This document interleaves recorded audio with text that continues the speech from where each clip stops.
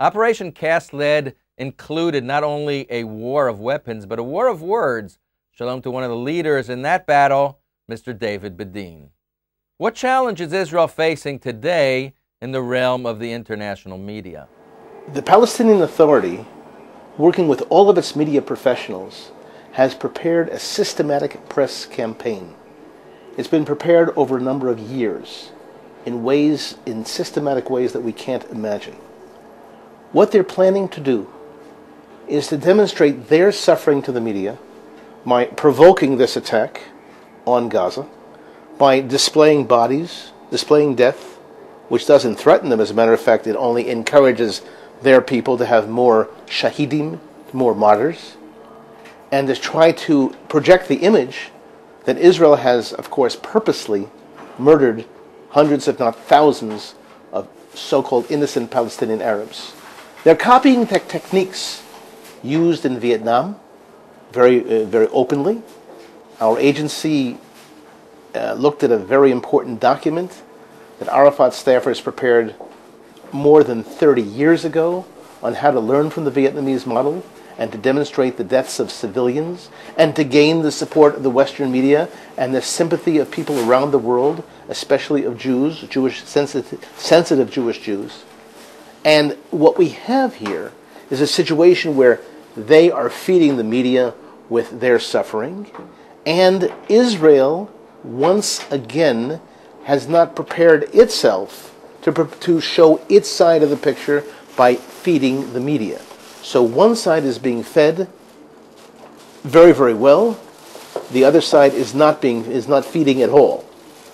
What we need to do here in Israel is to address that issue of a very slick propaganda machine that knows how to parade dead bodies. Imagine, if you would, if the state of Israel, following the murder of 32 people at the Park Hotel on the Seder night in 2002, paraded the bodies in front of the foreign press, or of any of the other 1,615 people murdered by Arab terrorists, especially the ones during the Oslo process. If they showed the bodies, if they showed the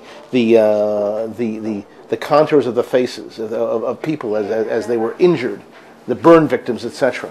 But Israel doesn't do that because that's not part of Israeli culture or Jewish culture. However, the other side understands that that's what they have to do, and that's what they're doing. What does the other side have in mind? What the other side has in mind is to gain international recognition for their right to independence. They're going to play the game so long as the settlements aren't there and no one's interfering with them. What they're not saying, of course, is that their definition of settlements includes all the areas that they lost in 48. Ashdod, Ashkelon, Sderot, Beersheba. That's what they're saying. In your opinion, what can be done to best present Israel's case to the media now? The most important thing to be done right now is to work with the press, to accompany the press, to inform the press, to make sure that the press understand that they're being treated as suckers by the media, without calling them suckers, without calling them dishonest. But, for example, to take a small issue like the debate raging right now about whether there's going to be a cessation of hostilities. The word ceasefire is not being used in the Arabic language. The term being used is tahadiya, which means a temporary halt, which from Muslim culture can be stopped at any time. Not the word sulh, not the word cessation like with the armistice of 1918, to try to give people an understanding of the manipulation of Arab culture, so that the foreign journalists coming here will understand that there are people trying to manipulate them. And the more Israel shows its human face and its human suffering, and emphasizes the fact that there were two previous halts in the hostilities in the last 3 years, which were called by the media ceasefires, but in each of those ceasefires, there were hundreds of attacks. And that's what has to be understood. Can you give us an example of this systematic propaganda training that the other side has prepared? Certainly.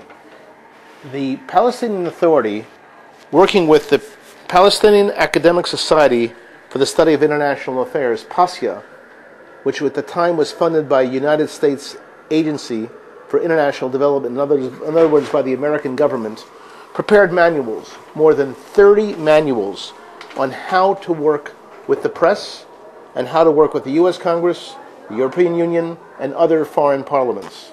How to present their human side and their version of history to people who really don't know that history, and to bring in hundreds and hundreds of academics, diplomats, reporters, very few congressional staffers, how to bring them in for seminars over here to give them a background based on tendentious material. And that systematic work is something that has to be appreciated. The person who was running PASIA, who later left his position, is now running the new Israel Fund in Washington, which is doing all kinds of work to prepare the propaganda machine in cooperation with the entire Arab propaganda network under the PLO and under PASIA. That's something that has to be understood, that these people have wormed their way into the organs of what's called the organized Jewish community. So to understand that these people are not fools, they know what they're doing, and they know how to work systematically, and they know also how to organize not only manipulation of public opinion, but also of diplomatic entities connected with foreign governments. In this case, getting the American government to finance this kind of work.